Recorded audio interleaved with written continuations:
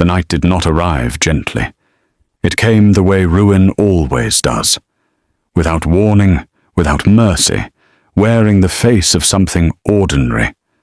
A darkening sky, a dying candle, a knock at the door that sounded too soft to be trouble, and yet was nothing but. The year was 1887, and England, in all its polished grandeur, had long learned to bury its cruelties beneath silk and ceremony. But in a small, sagging cottage on the edge of Wiltshire, there was no silk, no ceremony. Only a young woman seated beside a window that let in more cold than light, watching the last of the coal burn itself to nothing in the grate. Her name was Edith Calloway, 22 years old, daughter of a schoolteacher, a gentle, learned man who had believed in the power of words and the dignity of honest living. He was gone now. Her mother, too, to both taken by the fever that swept through their village 3 winters past, leaving behind nothing but a few books, a modest wooden trunk, and a daughter who refused, absolutely refused, to become what grief wanted to make her. She was not beautiful in the way that draws stares across a ballroom. She was beautiful in the way that stays with you. Soft features, pale skin dusted with the kind of color that comes from walking in cold air. Long hair she kept loosely pinned because she had no lady's maid to style it properly. Her eyes were grey-green, and they had a quality that unsettled people who were unaccustomed to being truly seen. They looked, those eyes, as if they understood more than she ever said. Tonight, those eyes were afraid. Not of the dark, not of the cold, of the letter sitting open on the table. Of the one that had arrived 3 days ago, written in the tight, impatient hand of a debt collector from London. £22, the sum their landlord was owed. A sum that, to the men who collected it, meant nothing. A sum that, to Edith and her Aunt Victoria, meant everything. Victoria Calloway was not, strictly speaking, Edith's grandmother, though Edith had always called her Nanny Vic. She was her father's aunt, which made her a great aunt, though nobody in the family had ever bothered with the distinction. She was 71 years old, small and bird-boned, with white hair plaited down her back and hands that shook slightly when she lifted a teacup. She had taken Edith in without hesitation when the fever took her parents. She had sold what little jewelry she owned. She had eaten smaller portions so that Edith could eat properly. She had done all of this in silence, the way the old and deeply decent always suffer, without dramatics, without complaint. And now the house was going to be taken from them if £22 was not produced by Friday. Edith pressed her fingers against the cold glass of the window and stared out at the lane. The fog was thick tonight, the kind that swallowed sound. She could hear her aunt coughing from the back room, a low, rattling sound that had been worsening all autumn, and every cough landed somewhere in her like a small stone dropped into still water. She had 3 shillings and 4pence to her name. And then, as if the night itself had been listening, there was a knock at the door. She opened it to find Alice Prentice standing in the fog, dressed too well for the hour, smelling of rose water and something Edith couldn't quite name. Opportunity, perhaps, or danger. The two had always smelled remarkably similar. "I heard about the debt," Alice said, not waiting to be invited in. She sat down at the table the way she always had, as if every room she entered already belonged to her. "I have a solution." Edith stood in the doorway and said nothing. She had known Alice since childhood. They had grown up in the same lane, shared their school books on rainy days, laughed at the same things. But Alice had changed over the years in the way that some people do when they catch a glimpse of a world that glitters, and decide very quietly that they will have it by whatever means necessary. "There is a gentleman," Alice said carefully. "He is staying at Harwood Lodge, just beyond the hill. Wealthy. Private. He requires," she paused, choosing her word, "companionship, for one evening only. Discreet. He is willing to pay £30. The fire cracked in the grate. Edith looked at Alice for a long moment. Then she looked at the letter on the table. Then she listened to her aunt cough again in the back room, and the sound of it pressed against her ribs like a hand. "You would save the house," Alice said softly. "You would save her." It was the cruelest sentence anyone had ever spoken to Edith Calloway, because it was true. She did not answer Alice that night. She sat alone by the fire for a long time after Alice left, turning the idea over and over, the way you turn a stone in your hand, searching for a side that doesn't cut. There wasn't one. By midnight, she had made her decision. She would go to Harwood Lodge. She would do what needed to be done. She would come home before dawn.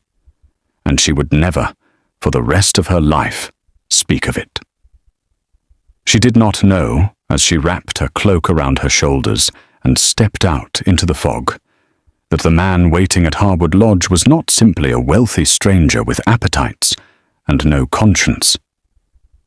She did not know that his name was Ernest Bulwer-Lytton, that he was the Duke of Bedford, and that in drawing rooms from London to Edinburgh they spoke of him in whispers, with careful eyes and lowered voices, the Duke who ruins women. She was walking straight toward him. "Hey, quick question. How are you feeling right now? Thank you so much for being here. It really means the world to me. I'm working toward 1,000 subscribers. And if Edith's story has already hooked you, please hit that subscribe button for this channel, smash the like, and drop a comment telling us where you're watching from. It helps more than you know. All right. Thank you. Now let's get back to your Edith's story. To understand what Edith did that night, you must first understand what she came from. Her father, Thomas Calloway, had been a schoolteacher in the village of Ashwick. Not a famous man. Not a wealthy one. But he had been the kind of man who believed, with his whole quiet heart, that knowledge was the only inheritance worth leaving a child. He had taught Edith to read before she could lace her own boots. He had read to her from Dickens and from history books and from the Bible. Not the parts about punishment, but the parts about endurance. He had told her, on the last evening she saw him clearly, that a woman with a mind of her own was never truly without resources. She had clung to that, especially in the years since. The cottage she shared with Victoria was not much.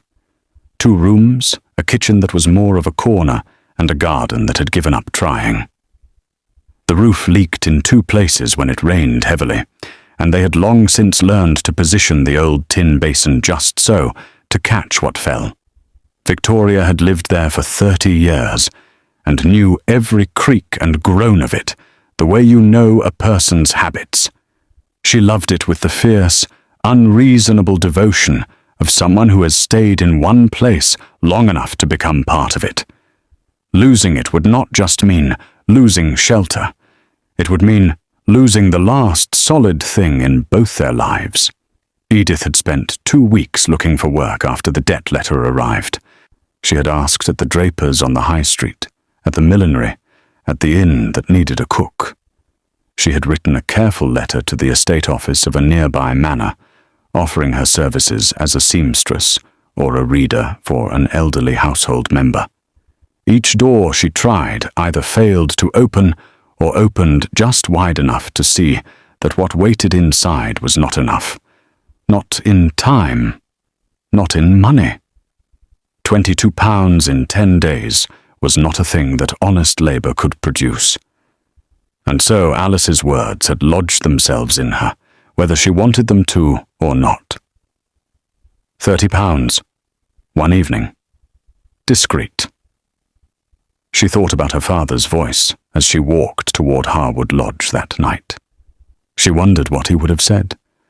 She suspected he would have been heartbroken. She also suspected that, for had he seen his sister coughing in a cold room with no coal and no prospects, even he might have found the arithmetic impossible. Some sacrifices are not sins, they are just losses. The lane to Harwood Lodge was narrow and fringed with elms that caught the fog and held it. By the time Edith reached the gate, her boots were damp at the sole, and her heart was doing something that felt less like fear and more like the absence of everything she had previously understood about herself. She stood at the gate for a long time. Then she knocked. What Edith had expected, if she had allowed herself to think about it in any detail at all, was something sordid. A disheveled man with liquor on his breath and no regard for her as a person. Something that could be endured with eyes closed and forgotten by morning. What she found was a man standing at the window of a fire-lit room, quite still, dressed in a dark coat with a white shirt open at the collar, as though he had arrived somewhere formal and then quietly abandoned the performance of it. He was tall, broad through the shoulders in a way that had nothing to do with padding and everything to do with a man who moved through the world as if it naturally arranged itself around him. He turned when she entered. His face was sharp, not unkind, but the kind of handsome that had learned to withhold itself. Dark hair, neatly kept, though one piece of it had slipped forward over his brow in a way that suggested he did not spend his evenings worrying about it. A jaw that looked as though it had been decided upon firmly and never revised. And eyes, dark, watchful, or utterly composed, that moved over her face once with a precision that made her want to look away. She did not look away. She had made her decision. She had come this far. Looking away seemed like a luxury she could no longer afford. "You are the girl Alice sent," he said. It was not a question. His voice was low, unhurried, with the kind of control that belongs to men who have spent years deciding exactly how much of themselves to reveal in any given moment. "I am," Edith said. And her voice, to her mild surprise, was steady. He looked at her for a moment in a way that was difficult to read. Not unkind. Not hungry, exactly. Something more measured, as if he was not entirely certain what he was looking at, and found that interesting. "You are very young," he said. "I am 22, she replied. "Which is not young, but by most measures that matter." Something shifted at the corner of his mouth. Not quite a smile. A concession, perhaps. "What is your name?" She considered lying. It seemed the sensible thing to do. But she was tired of sensible things and lies both, and something about the straightness of his gaze made deceit feel like more effort than honesty. "Edith," she said. "Edith Calloway." He said nothing for a moment. Then he crossed to the table and poured 2 glasses of wine, one of which he set on the mantelpiece in front of the fire, near enough for her to reach. A small gesture. Thoughtful, almost. It confused her. "You do not have to be here," he said quietly, facing the fire. "If you came because you were afraid of what would happen if you didn't, you should leave. I have no interest in that." Edith stared at the back of his head, as she had not expected that. She had expected many things. Not that. "I came because I need the money," she said carefully. "My aunt is ill. Our home is under threat. I came with clear eyes and a clear mind, and I did not come to be dismissed." He turned then and looked at her fully, and she had the strange sensation of being understood, by someone who had no right to understand her. "Clear eyes," he repeated, almost to himself. He picked up his own glass and took a long, slow breath. "Very well, Miss Calloway." The fire burned low between them, and the night moved forward the way nights like that always do. One careful, irreversible step at a time.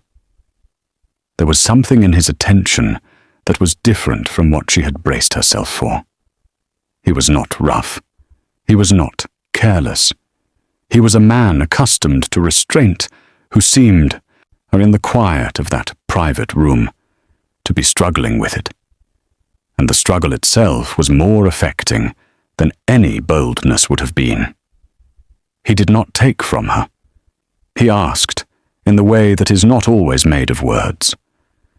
And when she did not retreat, something in his face shifted. Not triumph, but something older and more uncertain than that. She would not understand it for weeks. She would not stop thinking about it for months. She left before he woke. That had always been the plan. Come in the dark. Leave in the dark. Carry nothing with you except what you went in with.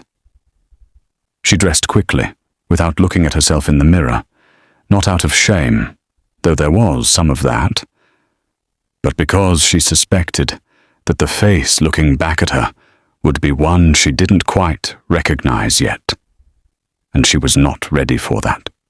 The envelope was on the table by the door. £30, as promised. She took it.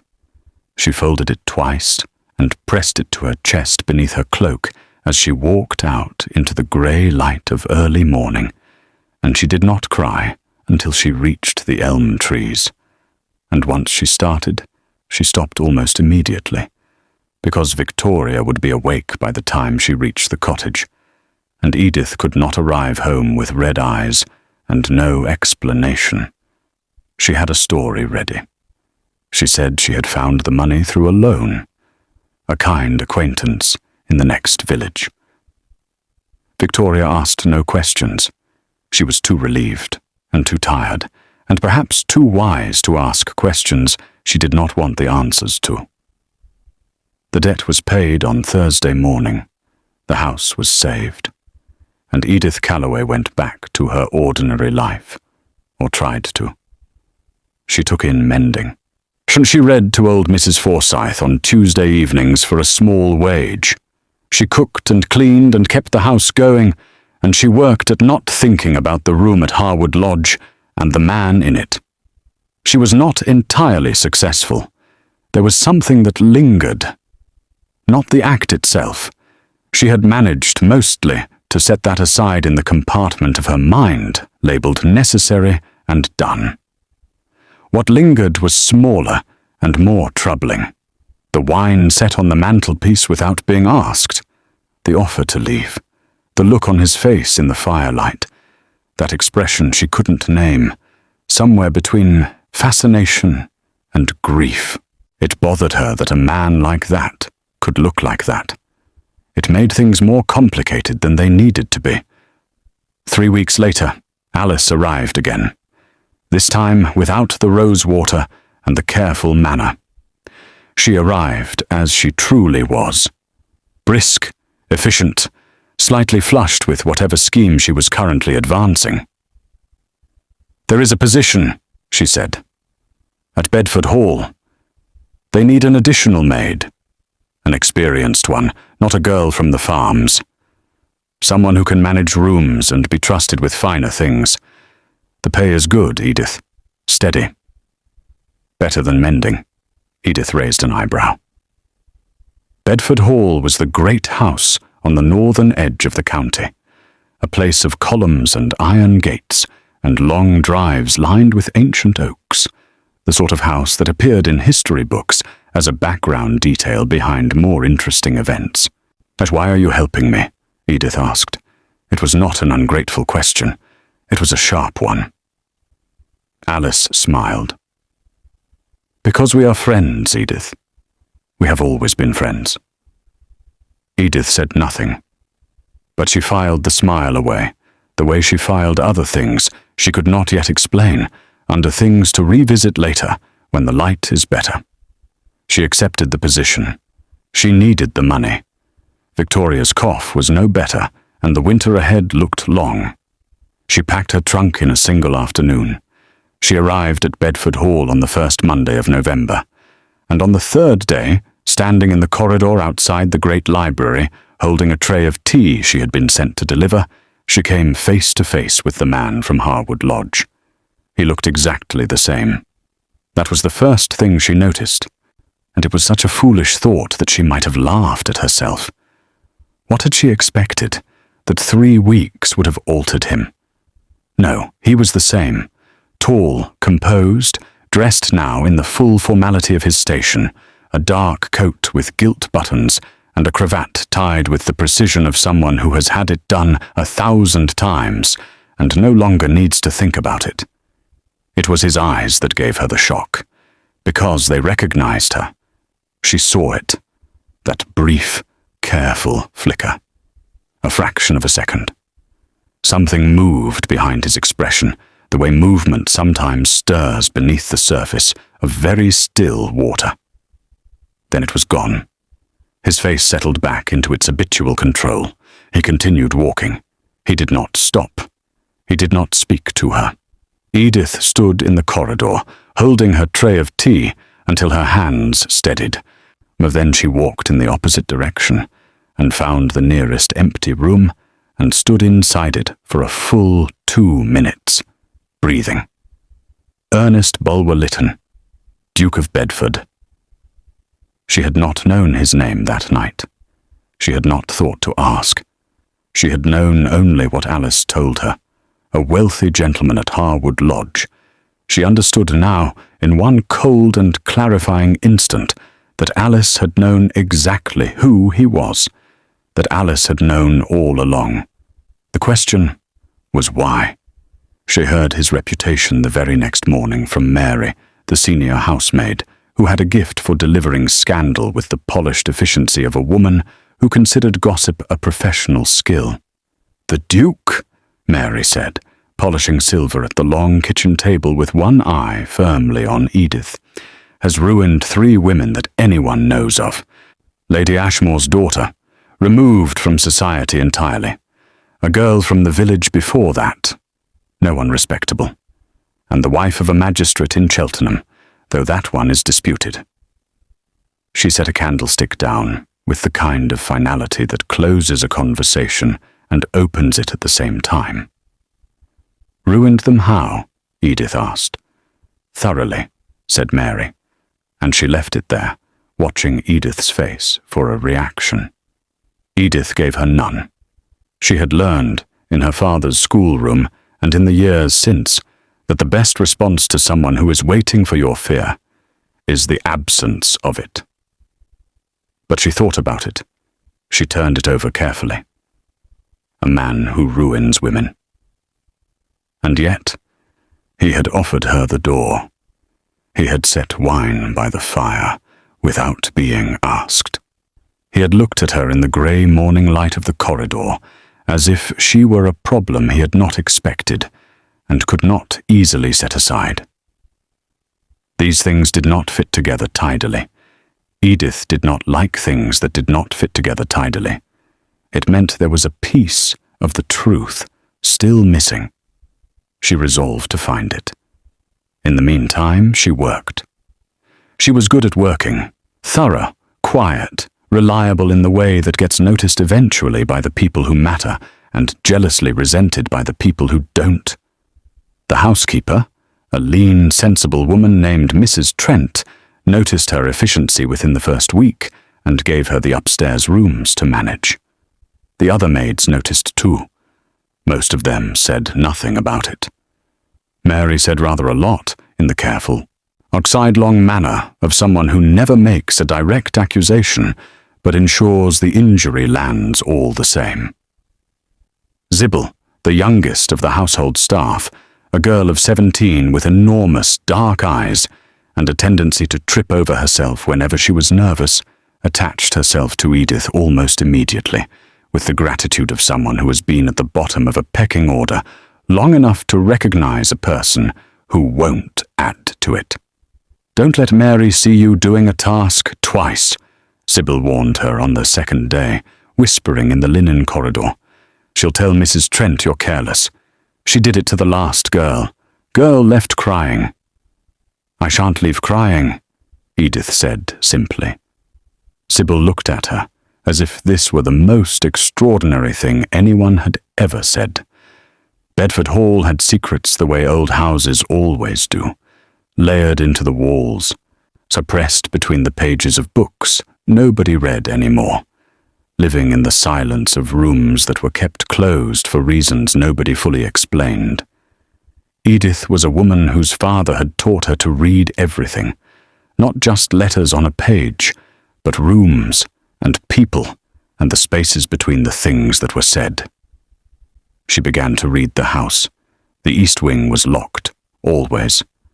Not padlocked, simply not opened. The key existed. Mrs. Trent carried it on her ring with all the others. But when Edith had once, on her first week, moved to try the handle while laying fresh runner carpet in the passage, Mrs. Trent had appeared behind her, with a speed that suggested she had been watching. "Not that corridor," was all she said. And Edith had nodded and continued with the carpet, and added it to her list of things to revisit when the light was better. She encountered the Duke himself a handful of times in those first weeks, always at a distance, always in passing. He never spoke to her directly. He looked at her the way a man looks at a thing he is trying very hard not to look at, which is to say, briefly and with great precision. Once in the library, she had arrived to restore a set of books before he had finished. She had entered quietly. She was always quiet, and found him seated at the desk near the window, not reading, but sitting with a piece of paper in his hand, staring at it the way you stare at something you already know by heart, but cannot stop looking at. She placed the books on the shelf as noiselessly as she could. She was almost to the door when he spoke. "Miss Calloway." She stopped. She did not turn immediately. Then she did. He was looking at her now. Fully. Not directly. The careful distance he had maintained gone as if it had never existed. Something in his expression had shifted. Not quite apology. Not quite question.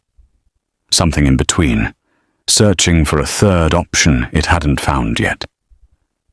"Are you well?" he asked. It was such a plain question. So ordinary. She looked at him steadily. "Yes, Your Grace," she said. "Thank you for asking." She left. But she stood against the wall in the corridor outside for a moment, pressing one hand flat to the cool plaster, feeling her own pulse. Albert, the Duke's personal secretary, a young man of about 30, with spectacles that he was forever pushing up his nose and an expression of perpetual mild alarm, found her there and looked confused. "Are you quite all right?" he asked. "Perfectly," Edith said, and walked away before he could observe otherwise. Or Albert was one of those people who were curious by nature and not quite subtle enough about it. He asked questions that seemed innocuous and weren't. He watched things. Edith had the feeling that he reported some of what he saw. To whom, and for what purpose, she hadn't yet determined. She added him to her mental ledger under not yet legible. The weeks moved forward. The house settled into November.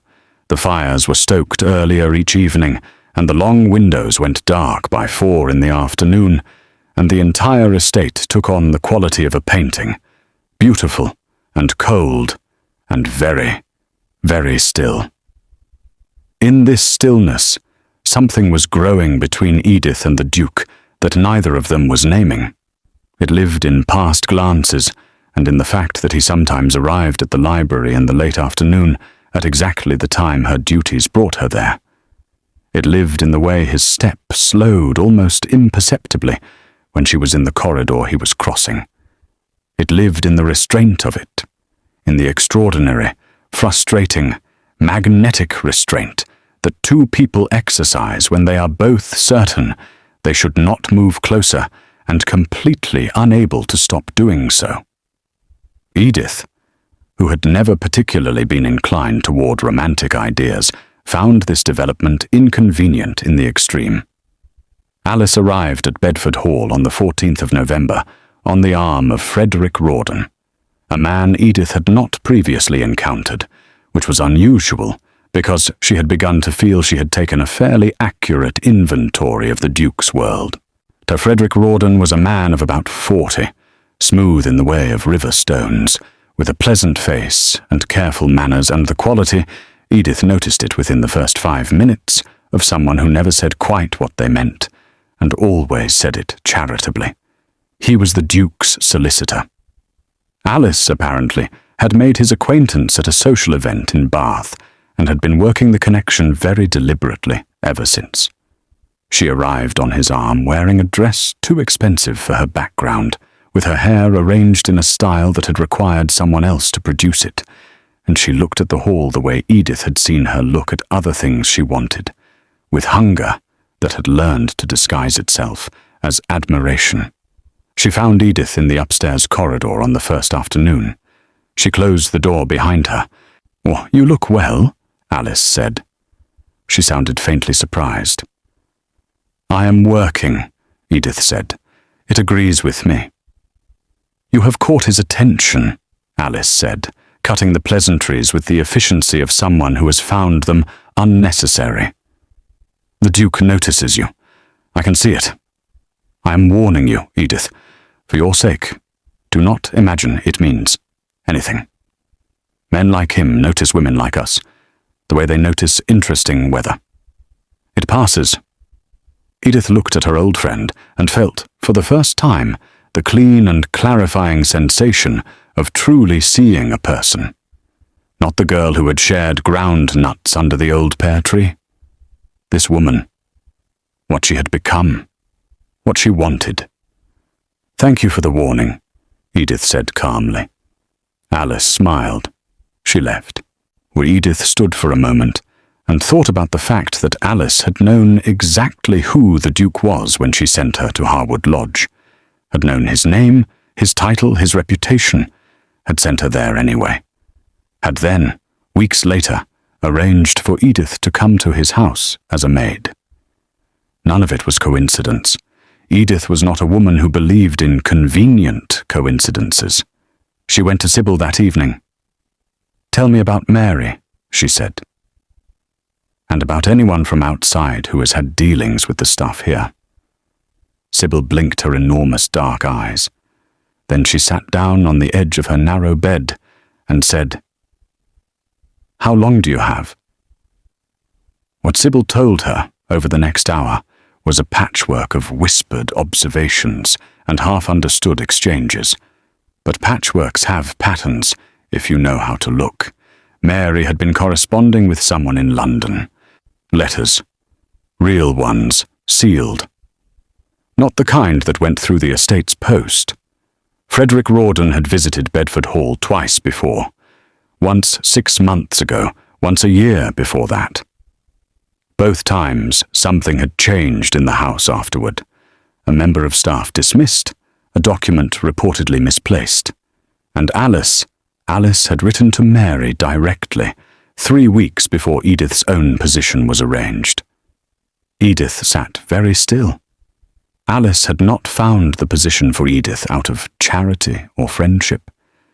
She had placed Edith in this house, deliberately, for a purpose Edith had not yet fully seen. She was not here by luck. She was here by design. The question was whose? It was Albert who broke first. Or rather, it was Albert who could no longer sustain the particular performance of not knowing things while standing in a room with someone who was evidently in the process of finding out. He found Edith in the East Corridor on a Thursday afternoon and pretended to be there by coincidence, which he did poorly. And then he said, "Miss Calloway, I think you should know that the Duke is aware of who you are." She looked at him. He has been aware since before your appointment was arranged, Albert continued, in the tone of a man confessing to something he had not personally done, but felt guilty about regardless. He did not arrange the position himself, but when Miss Prentice approached the household, he was informed. He permitted it. He permitted it, Edith repeated. He wanted to see what your character was, Albert said. Before he stopped, pushed his spectacles up, started again. He has been investigating matters relating to a debt arrangement that preceded your father's death. There is a connection, Miss Calloway, between what happened to your parents' estate after the fever, the way the debt was structured, who was owed, who collected, and certain activities that Frederick Rawdon has been facilitating for a number of years. Edith was very quiet. Her father had died owing debts that she had never fully understood. She had accepted it as one of those opaque cruelties that poverty visits on the honest, without logic and without mercy. The idea that those debts had been designed, deliberately engineered, to take something from her family. She breathed slowly. Miss Prentice, Albert said quietly, is associated with Rawdon. Has been for some time. The position she arranged for you here. It was intended, we believe, to give someone close to Rawdon's network access to certain papers in this house. Documents the Duke has been compiling. Evidence. They wanted to use me, Edith said. Not a question. Yes, Albert said. He looked thoroughly unhappy about it. Edith sat very still. Alice had not found the position for Edith out of charity or friendship. She had placed Edith in this house, deliberately, for a purpose Edith had not yet fully seen. She was not here by luck. She was here by design. The question was whose? It was Albert who broke first. Or rather, it was Albert who could no longer sustain the particular performance of not knowing things while standing in a room with someone who was evidently in the process of finding out. He found Edith in the East Corridor on a Thursday afternoon and pretended to be there by coincidence, which he did poorly. And then he said, Miss Calloway, I think you should know that the Duke is aware of who you are. She looked at him. He has been aware since before your appointment was arranged, Albert continued, in the tone of a man confessing to something he had not personally done, but felt guilty about regardless. He did not arrange the position himself, but when Miss Prentice approached the household, he was informed. He permitted it. He permitted it, Edith repeated. He wanted to see what your character was, Albert said. Before he stopped, pushed his spectacles up, started again. He has been investigating matters relating to a debt arrangement that preceded your father's death. There is a connection, Miss Calloway, between what happened to your parents' estate after the fever, the way the debt was structured, who was owed, who collected, and certain activities that Frederick Rawdon has been facilitating for a number of years. Edith was very quiet. Her father had died owing debts that she had never fully understood. She had accepted it as one of those opaque cruelties that poverty visits on the honest, without logic and without mercy. The idea that those debts had been designed, deliberately engineered, to take something from her family. She breathed slowly. Miss Prentice, Albert said quietly, is associated with Rawdon. Has been for some time. The position she arranged for you here. It was intended, we believe, to give someone close to Rawdon's network access to certain papers in this house. Documents the Duke has been compiling. Evidence. They wanted to use me, Edith said. Not a question. Yes, Albert said. He looked thoroughly unhappy about it. I am sorry. The Duke felt you should be told by someone who... He paused. Who was not him, as he did not feel he had quite earned the right yet. Edith almost said something sharp at that. She did not. She turned it over instead. Ernest had known who she was. had let her come anyway, had watched her work, had watched her manage the house with her quiet competence and her carefully held dignity, and had said nothing, testing, as Albert said, what her character. She found she was not, primarily, angry. She was tired, and she was done with being managed by other people's plans. She walked to the library. Ernest was there. He was standing at the window, which she had come to understand was where he stood when he was thinking something through and had not reached the end of it. He did not look surprised when she entered. He looked, and she catalogued this carefully, like a man who has been waiting for a particular conversation and is still not sure he is ready for it. "Albert told me," she said. "I thought he might." His voice was even, controlled as always, but his hands, resting on the windowsill, pressed slightly into the stone. "Why?" Edith said, and she kept her own voice steady because this mattered. "Did you let Alice bring me here? Why not simply send me away?" He turned. He looked at her for a long moment. "Because," he said at last, "I had already met you, and I did not think you were what Alice and Rawdon were trying to make of you." He paused. "I wanted to be certain. I was." Something in the room shifted. "You should have told me the truth from the beginning," she said. "Yes," he said quietly. "I should have." No argument, no justification, just the plain acknowledgement of it, offered without ceremony. She was not expecting that either. She left the library. But this time, she did not lean against the wall outside. She walked down the corridor with her back straight and her mind working, because there were still pieces she did not have, and she intended to have them. Alice and Mary had grown bold, nor Edith saw it in the way Mary watched her now, with the particular attention of someone who has set a plan in motion and is monitoring its progress. Small things began to happen. A set of linens Edith had laundered and pressed were reported to Mrs. Trent as improperly done. Edith's key to the upstairs rooms went missing from her hook for an afternoon. A vase on the second-floor landing, which had stood safely in that position for some years, was found shattered, and Sybil came to Edith with white cheeks to say that Mary had told Mrs. Trent she had seen Edith in that corridor at the relevant time. None of these things were enough to dismiss her. Edith was too thorough, too careful, too well regarded by Mrs. Trent to be removed on a whisper. But they were enough to create a pattern, a portrait being assembled piece by piece was of a careless and untrustworthy maid. When you understand that someone is building a case against you, you have two options. You can retreat and defend, or you can press forward and expose. Edith, who had her father's love of logic and her own considerable spine, chose to press forward. She spent 3 evenings in a row finding reasons to be in the servants' hall late. Mending that needed doing, a boot that needed blacking, and listening. Not eavesdropping exactly, simply being present, quietly, the way good furniture is present. Unnoticed, absorbing. On the 3rd evening, she heard enough.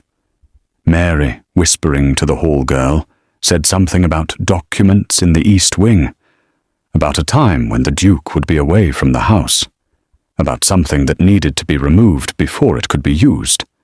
Edith went to Albert the next morning, but Albert pushed his spectacles up 3 times in quick succession, which she had come to understand was his version of agitation. "How much did you hear?" "Enough," she said. "The East Wing. Something they need to remove. When does the Duke travel next?" "He is engaged in Wiltshire next Thursday," Albert said slowly. He was looking at her now with a new expression, something that had moved past mild alarm into something more like respect, which on Albert's face was slightly difficult to distinguish from one another. "Miss Calloway, you should not be the one pursuing this. It is not safe." "I am already in it," she said simply. "I have been since before I arrived." She told the Duke herself that evening. Not in the library. He had come to find her, which was itself a development, just because it was the first time he had come to find her, rather than waiting for her to arrive somewhere he already was. He found her in the still room, which was deserted at that hour. He did not bother with pleasantries. "Albert says you've heard something." "Thursday," she said, "while you're away. They'll move then." She looked at him. "Don't go to Wiltshire." He looked at her for a long moment. Then, "I don't intend to." There was something in the way he said it, the quiet, unhurried certainty of it, that did something to her chest. She ignored it with all the discipline at her disposal. "There is something else," he said. He reached into his coat and withdrew a folded document. He opened it and held it out to her. She took it. She read it. It was a record of her father's debt. And the original one, not the landlord's letter she had received, but the source behind it. A promissory note, dated the year before the fever, signed by Thomas Calloway, secured against the cottage, and connected, through 2 layers of intermediary names, to Frederick Rawdon. "Your father borrowed money in good faith from a lender he trusted," Ernest said quietly. "The terms were altered after the fact, through a third party your father never met. The debt that reached your aunt was not the debt your father agreed to. It was manufactured." The room was very quiet. "He targeted families," Ernest continued. "Honest, modest families. Adjusted their debts posthumously, when there was no one left who could verify the original terms. Your family was not the first." Edith held the document and felt the specific, clarifying fury of a person who discovers that the thing that broke their life was not bad luck, but deliberate cruelty. "That is why you were at Harwood Lodge," she said slowly. "You were not simply. You were there because you were tracing him." "I had been investigating Rawdon for 2 years," Ernest said. "Harwood Lodge was being used, occasionally, to conduct discreet meetings. I was there to observe. I was not—" He stopped.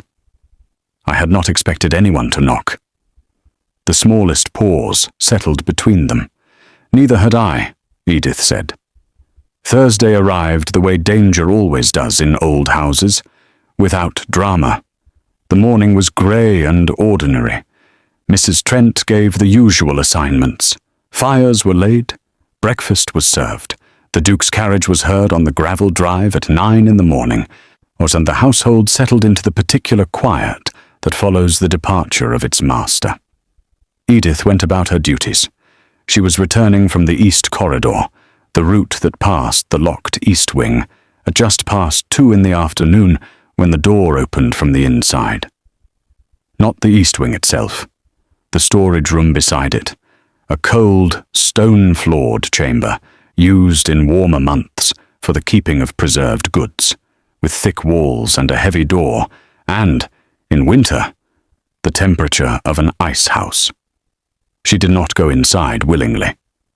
She was pushed. She did not see who pushed her, only a shove between the shoulder blades, and then the stone floor rushing up to meet her, and the terrible, definitive sound of the door closing and the bolt driving home from the outside. She did not panic. She sat with her back against the nearest wall and allowed herself precisely 5 seconds of something that was almost panic, and then she locked it away and began to think. The cold was immediate and serious. She was not dressed for a stone room in November. A house dress, wool stockings, and her indoor boots, but no coat, no shawl. She folded her arms tightly and moved to the center of the room, where a few empty wooden crates were stacked, and she sat on one and breathed steadily and thought. Sybil knew her route. If she didn't appear by 3, Sybil would look. But Sybil would look in the obvious places first, The linen room, the still room, the kitchen yard. The storage chamber was not obvious. Albert would be somewhere in the house. If the Duke had not truly left. If, as she had believed when she said, "Don't go to Wiltshire," he had stayed, she had told him not to go. She had not confirmed that he wouldn't. An hour passed. The cold moved deeper. She stood and paced, 4 steps by 4 steps, keeping herself moving. She thought about her father's voice. She thought about Victoria, who would be sitting by the fire in the cottage with her shawl and her small cough, and her absolute refusal to be defeated by anything. She thought about the document Ernest had shown her, and the particular quality of his voice when he said, "I had not expected anyone to knock." She was not going to die in a cold storeroom. She was not going to let this be the end of the story. She hit the door. 3 times, hard enough to make her palm sting. She did not shout, not yet. She was saving her breath and her energy for when someone was close enough to hear. Then she heard footsteps, though not Sybil's light, quick step, not Mrs. Trent's deliberate one. These were longer, faster, with the particular weight of a man who has stopped being careful about the impression he is making. The bolt went back. The door opened. Ernest stood in the doorway. He was not in his travelling coat. He had never left. His face had an expression she had not seen on it before. Not the composed control, not the careful watching. Something unguarded and sharp and far more human than any of it. He crossed the room in 4 strides, and his coat was around her shoulders before she could speak. "I told you not to go to Wiltshire," she said, and her voice was only very slightly unsteady. "I didn't go to Wiltshire," he said. He was looking at her face with that precise attention she had come to both dread and depend upon. "Are you hurt?" "Cold," she said. "Though not hurt. Who found me?" "Sybil raised the alarm. Albert directed me." He paused. "It was Mary who locked you in. Alice was in the east wing at that moment, attempting to take the documents. We have them both." "And Frederick Rawdon?"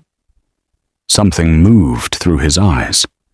"Albert is currently with him in the study, and I have sent for the magistrate." Edith looked up at him. The coat smelled of him, wood smoke and something like cedar, and, faintly, that same dark steadiness she had first sensed in a lit room at Harwood Lodge when he had set wine on a mantelpiece for a stranger without being asked. "It was you that night," she said. Not loudly, just the fact of it. He did not pretend not to know what she meant. "Yes," he said. "And you have known who I was since I arrived at this house." "Yes." She considered him for a moment.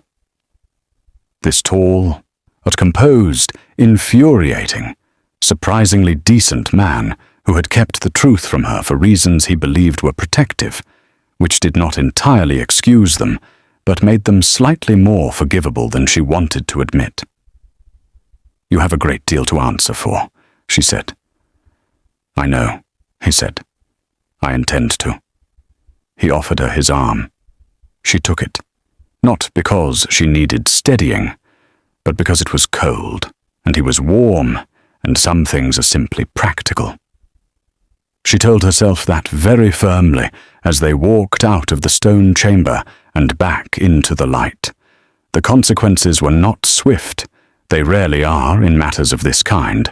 The machinery of justice in 1887 moved carefully and with considerable paperwork, and there were a great many people involved who needed to be interviewed, documents that needed to be verified, as in solicitors, other solicitors, legitimate ones, who needed to be engaged.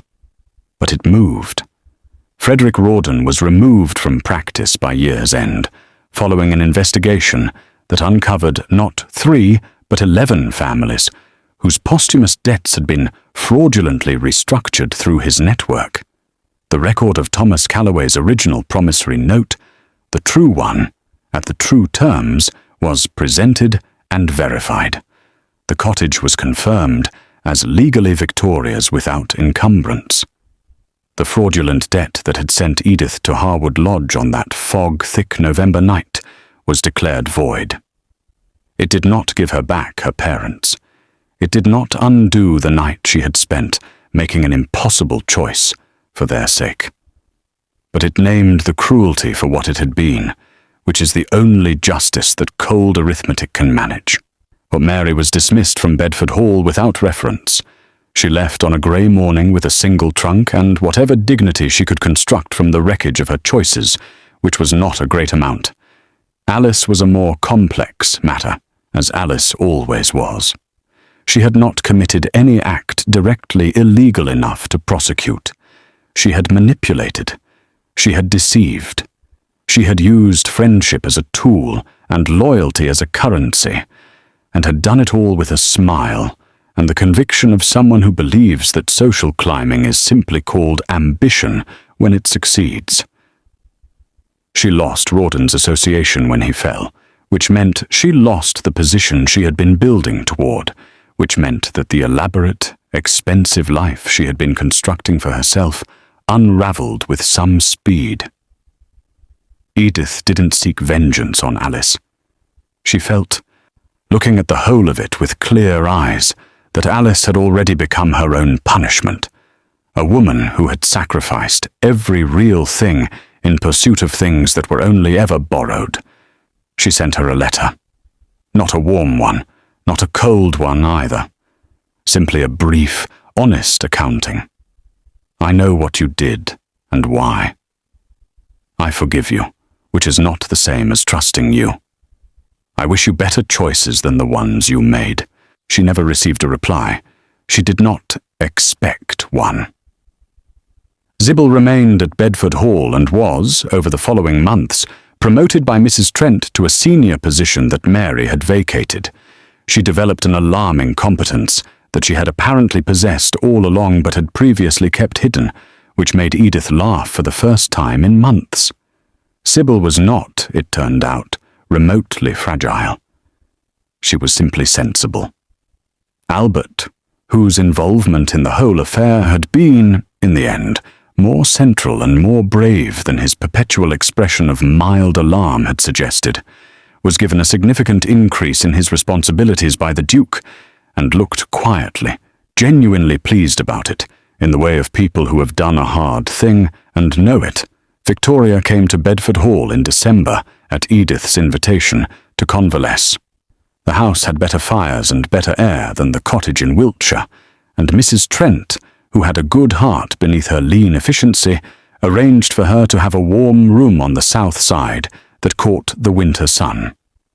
Victoria sat in it and drank her tea and said very little about any of it in her characteristic style.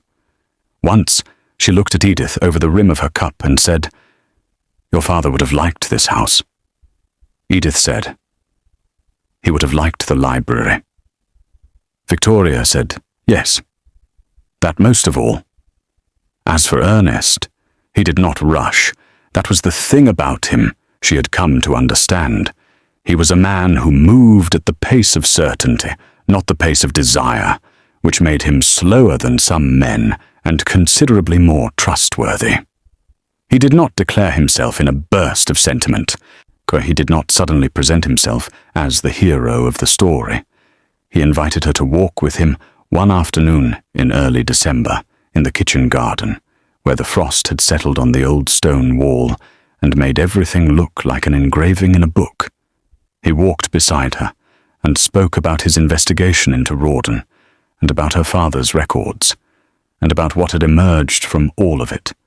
He was honest in the accounting, in a way that cost him something, acknowledging where he had used her situation without her knowledge, where he should have spoken sooner. She listened. She did not let him off lightly. She was not the sort of woman who made it easy for a man to avoid the full truth of his actions, and she held him to it quietly but completely. When he had finished, he stopped walking and turned to face her. "I am not a man who finds it straightforward to say what he means," he said. I have been told it is a fault. I suspect that is an understatement." The corner of his mouth moved. That same almost concession she had seen on that first night. "But I mean to say it plainly now. I do not want you to leave this house. I want you to remain, not as a maid, and not as a debt to be repaid, and not as any of the other things you have been arranged to be by people who saw only their own interests. I want you to remain as yourself, because that is the person I—" He paused, and she could see the control it took him to push past his own habitual reticence, the person I cannot easily stop thinking about. The frost on the old wall caught the thin December light and glittered. Edith looked at him steadily. She could feel her own pulse, which was doing something unhelpful in her throat.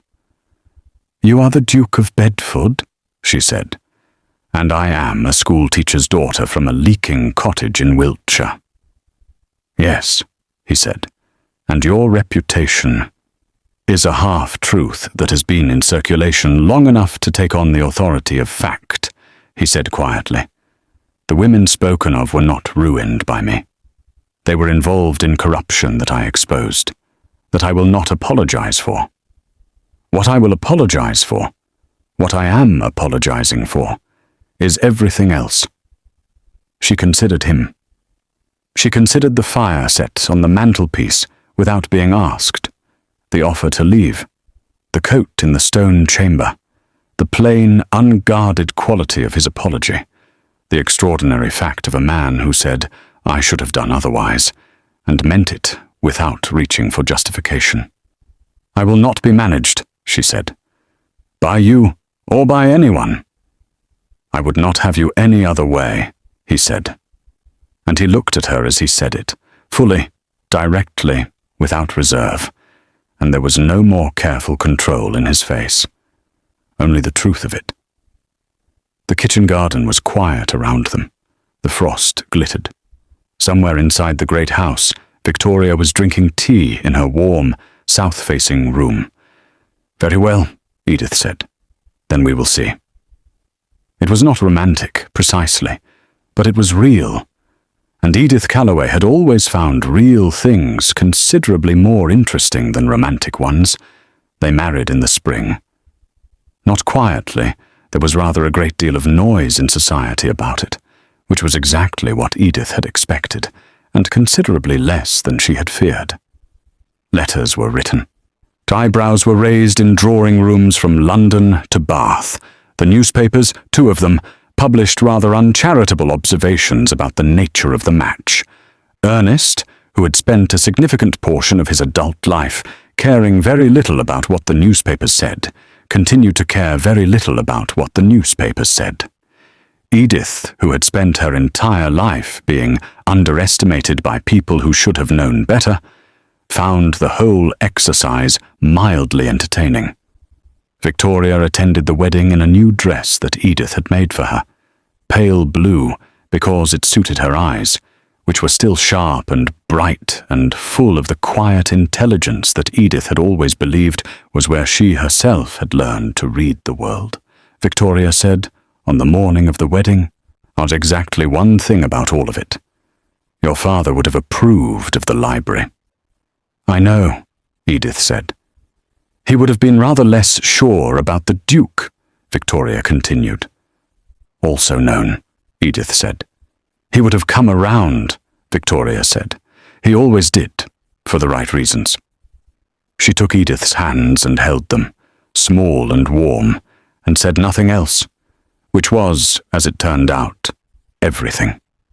In the year that followed, the cottage in Wiltshire was repaired, properly repaired, roof and all, and Victoria moved back to it in summer, because she loved it, and because she was 71 years old and had no interest in living in a great house, regardless of how many good fires it contained.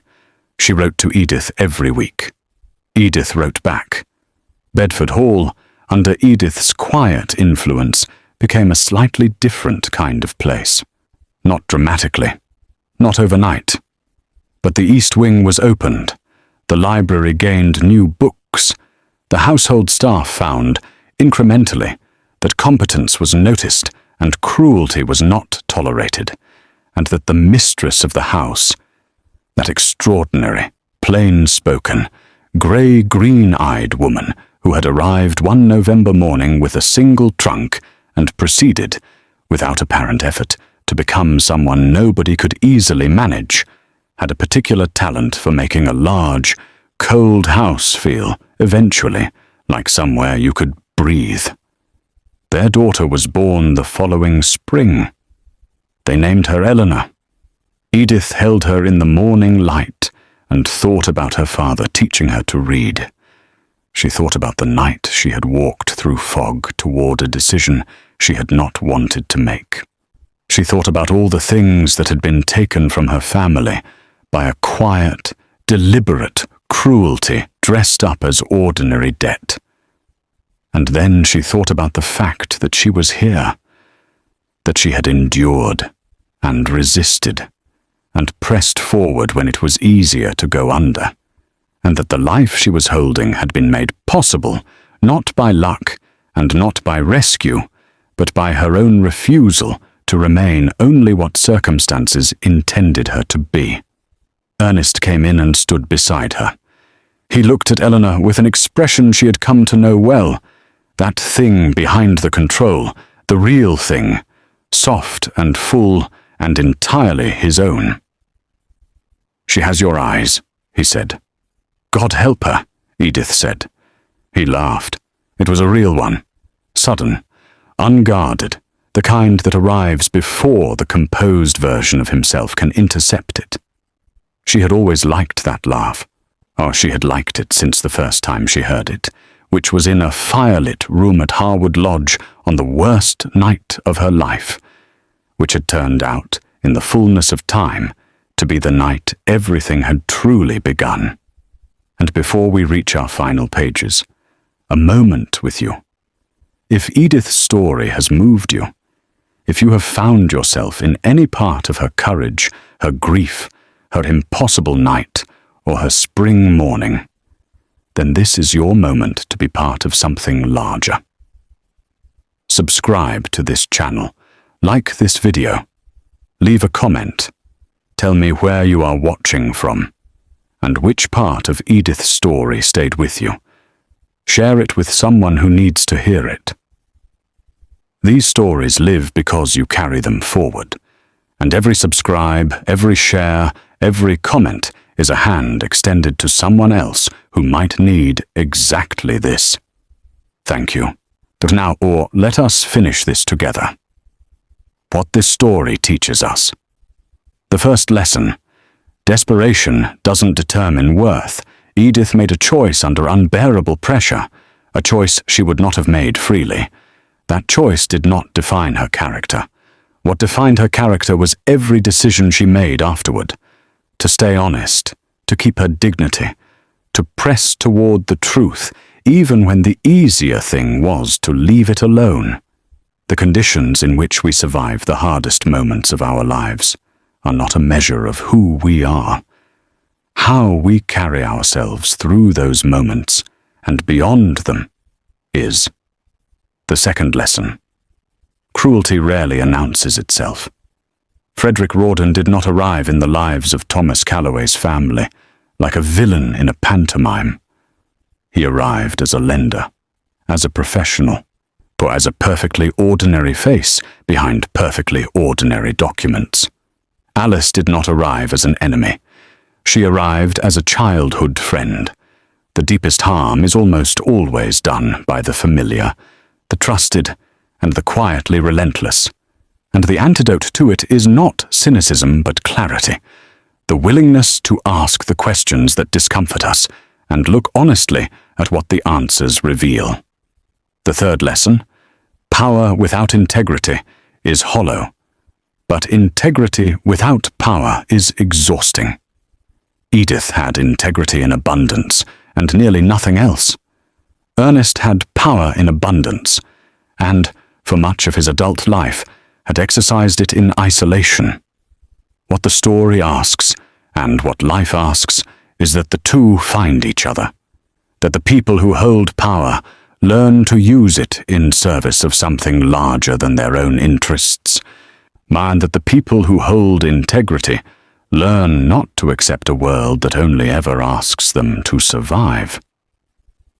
And so we come to the close of Edith Calloway's story. What began on a fog-bound night in a cold lane with an impossible choice and a desperate love for an old woman coughing in a back room became, against all the odds that society and circumstance and deliberate cruelty had stacked against it, something magnificent.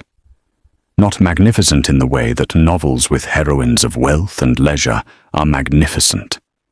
Magnificent in the only way that truly matters: earned, paid for, refused to be taken back. I have spent many years studying the narratives of this era, those years of gaslight and letter writing and drawing rooms full of eloquent restraint. And what has always struck me is how the Victorian story is, at its heart, as a story about the war between appearance and truth, about what people show the world and what they carry privately, about the extraordinary energy that the respectable classes devoted to maintaining the surface, and how that surface always, eventually, cracked. Edith did not crack. She pressed at every surface until it gave way, and stood in the rubble of other people's fictions, and built something real. Ernest did not simply rescue her. He became, through the peculiar alchemy of honesty and accountability, someone worthy of standing beside her. That, I would argue, is the better kind of love story.